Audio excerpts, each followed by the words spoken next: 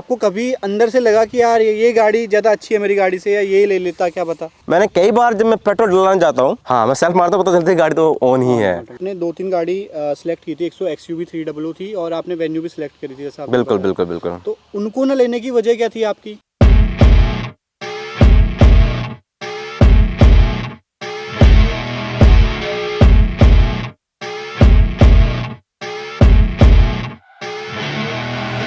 तो सर सबसे पहला सवाल जो मेरा आपसे है वो है, आपने किया सोनेट क्यों ली? एक्चुअली सबसे पहले मुझे SUV ही गाड़ी लेनी थी। जी। उसके लिए मैंने बहुत सारी गाड़ी ढूंढी। सबसे पहले मैंने बात की हुंडई जाके वेन्यू की गाड़ी के लिए, तो वेन्यू गाड़ी भी अच्छी है। उसके बाद मैंने साथ साथ में देखी महिंद्रा XUV 300, वो भी अच्छी गाड़ी है। साथ साथ में था कि बजट कितना है मेरा, वो बजट के साथ साथ कौन सी गाड़ी सबसे बेस्ट है, तो वो तीनों चीज़ें देखी। एवरेज सबसे ज़्यादा है किसका बेस्ट है, क्लियरेंस किसका सबसे ज़्यादा अच्छा है, कौन कितनी ज़्यादा भारी है, कितनी हल्की है, वो सारी चीज़ें। तो आपने जब ये किया सोनेट देखी होगी तो आपको उस टाइम पे काफ़ी गाड़ियाँ सिलेक्ट हुई होंगी आपके मन में, आप उनका नाम बताएंगे जो लास्ट में आपने शॉर्टलिस्ट की थी? मैं शॉर्ट लिस्ट की थी महिंद्रा XUV 300 और इको स्पोर्ट, और क्रेटा भी एक बार देखी थी, वो तो आउट ऑफ बजट गई मेरे। लास्ट में ये गाड़ी अच्छी लगी थी। न्यू लॉन्च हुई थी, अप्रोक्सीमेटली अक्टूबर नवंबर में लॉन्च हुई थी, और मैंने अक्टूबर में लॉन्च हुई थी और नवंबर में मैंने ये इसका रजिस्टर करा दिया था। जो आपने बताया कि आपने 2-3 गाड़ी सिलेक्ट की थी, एक XUV 300 थी और आपने वेन्यू भी सिलेक्ट करी थी जैसा आपने बिल्कुल बताया। बिल्कुल बिल्कुल। तो उनको न लेने की वजह क्या थी आपकी? एक्चुअली क्या है, वेन्यू की बात करूं तो वेन्यू का जो बैक साइड है, जैसे हम देख रहे हैं, इसमें का थोड़ा सा इशू है, इसकी बेस्ट है। और जो फ्रंट है, फ्रंट भी इसका थोड़ा ऊपर साइड है, उसका डाउन है, वो एक रीज़न था मेन। इसका लुक अच्छा है, उसका लुक थोड़ा सा कम है, हाँ, जो मुझे अच्छा नहीं लगा। तो हो सकता है किसी और को अच्छा लगा हो। मतलब ओवरऑल आपको लुक्स इसके बेटर लगे इन हाँ। कंपैरिजन उस गाड़ी के, हाँ, इन कंपेरिजन वेन्यू। और प्राइसिंग भी आपको शायद से प्राइसिंग दोनों की सेम है जी। हाँ, दोनों की प्राइस सेम होने के बावजूद ये गाड़ी बेस्ट है। मैंने नवंबर में इसको बुकिंग की थी और मेरे को फरवरी में जाके मिली, फरवरी 2021 में जी। और आज 22 हो चुकी है, एक साल पूरा हो चुका है। अभी तक कुछ ऐसा इशू नहीं आया है गाड़ी के अंदर जो मैं क्लेम कर सकूं। चलने में बहुत अच्छा है, माइलेज इसका बेस्ट है। माइलेज आप कितना निकाल सकते हो वो डिपेंड करता है आपके ऊपर। जी। मैंने इसका माइलेज 12 से लेकर 24 तक 24 तक अच्छा, निकाला है। काफ़ी अच्छा हाईवे पे निकाला होगा आपने। मैं ऑफिस आता हूँ, घर से ऑफिस आता हूँ, और 10 किलोमीटर मेरी कंपनी है, तो उस 10 किलोमीटर की रेंज में 24 तक दे देती है। अच्छा। हाँ, और मार्केट में जाऊँगा तो 16, 17, 18। और अभी मैं रिसेंटली गया था, अभी 3 महीने पहले मेरठ गया था, तो अप्रोक्सीमेटली 200 किलोमीटर है यहाँ से, तो तब 22 का एवरेज दिया 200 किलोमीटर चलने के बाद 22। मतलब आपका ये कहना है कि आपका जो इस गाड़ी को लेने के बाद सबसे अच्छा जो रिस्पांस आपको जो लगा माइलेज। वो लगा माइलेज। कंफर्ट कैसा है, कंफर्टेबल है गाड़ी? हाँ, कंफर्टेबल गाड़ी है, क्योंकि एक तो गड्ढे हैं, हमारी सड़कें ऐसी हैं, कहीं ना कहीं गड्ढे रहते ही हैं, तो गड्ढों में ऐसा कुछ नए झटके नहीं लगते, और बहुत ज़्यादा हल्की गाड़ी है। मतलब आप दूसरी गाड़ी चलाओ, मैंने गाड़ी चलाई है, इको स्पोर्ट चलाई है, वेन्यू चलाई है, और XUV 300 चलाई है, वो बहुत भारी गाड़ी है, आवाज़ करती है, नॉइस करती है। अच्छा। और मैं इसकी सबसे बेस्ट बात बताऊं, क्वालिटी बताऊं, कि इस गाड़ी में मैंने कई बार जब मैं पेट्रोल डलवाने जाता हूं, कहीं खड़ी है, तो मैं सेल्फ मारता हूं। मैं सोचता हूं कि गाड़ी बंद है। अच्छा। हाँ, मैं सेल्फ मारता हूं, पता चलता है गाड़ी तो ऑन ही है, बिल्कुल वॉइस नहीं है। मतलब NVH लेवल काफ़ी डाउन है जो इनके। हाँ, बिल्कुल बिल्कुल, वो सबसे बेस्ट है इस गाड़ी का। अच्छा, आपने पहाड़ों में चलाई होगी गाड़ी, ले गए हैं पहाड़ों में अभी तक? पहाड़ों में ले गए हैं, तो पहाड़ों में अच्छा है, ऐसा कुछ बर्डन नहीं लगता गाड़ी पर जब चढ़ती है तो। अच्छा, कोई पावर का हाँ, कोई कोई issue नहीं? पावर का कोई इशू नहीं है, एकदम स्मूथ चलती है। ठीक है, तो मैं आपसे एक ओवरऑल क्वेश्चन पूछूंगा कि आप ये गाड़ी लेने के बाद खुश हैं? मैं बिल्कुल परफेक्ट खुश हूँ, एकदम। आप एक बार ये बता दीजिए लोगों को, ताकि वीडियो में हम आगे बढ़ें उससे पहले आप लोगों को ये बता दीजिए कि जो इस गाड़ी को लेना चाहते हैं उनके लिए एक आप मैसेज छोड़ दीजिए कि क्या चीज़ अच्छी है इस गाड़ी में और क्यों आपने लेनी चाहिए।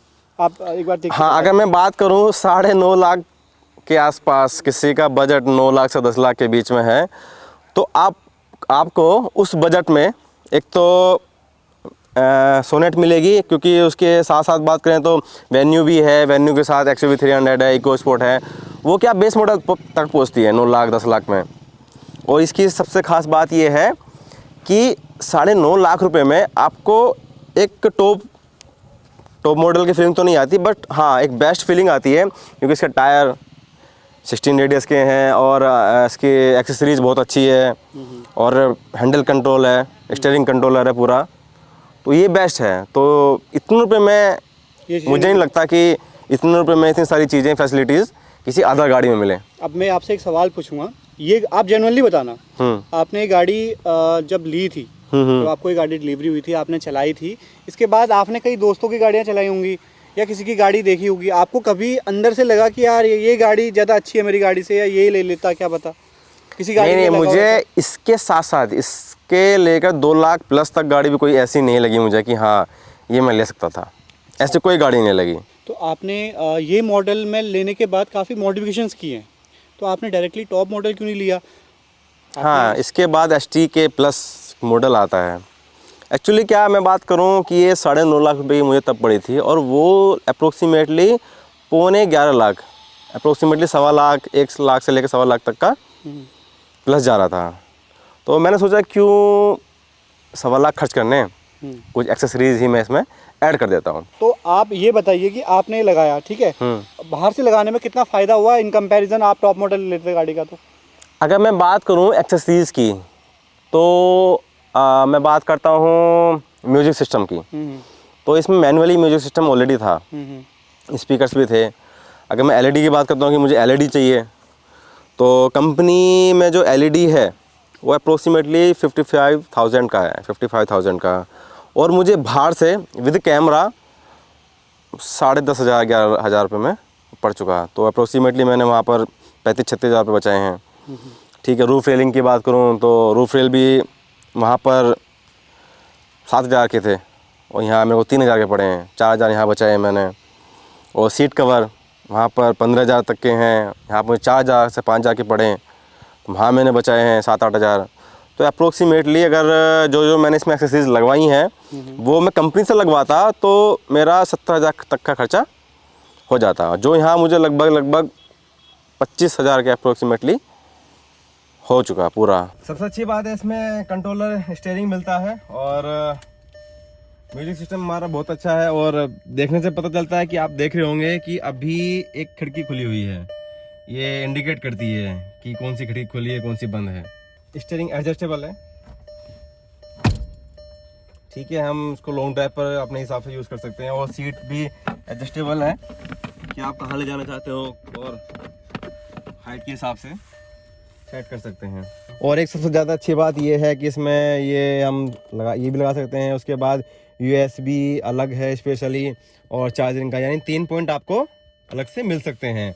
और सेम पीछे है, पीछे भी आपको AC का पॉइंट मिलते हैं और आपको चार्जर पॉइंट भी मिलते हैं और कुछ रखने के लिए एक स्टैंड भी मिलता है। पावर विंडो है और सबसे अच्छी बात है बोतल रखने के लिए काफ़ी स्पेस है।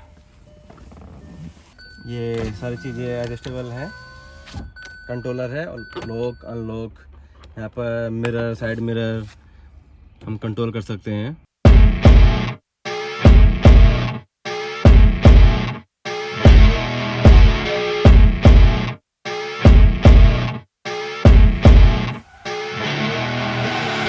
I see her rolling up, Uber black Cadillac, high heel boots and a sexy body full of tats.